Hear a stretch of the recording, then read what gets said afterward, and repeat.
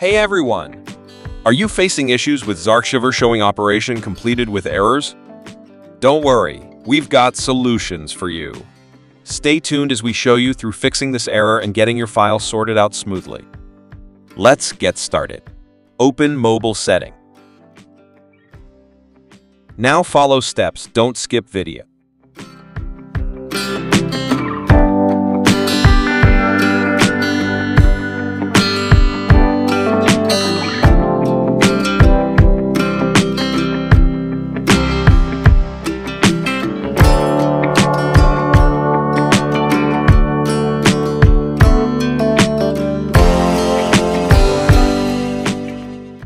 Update Zarchiver app and then open.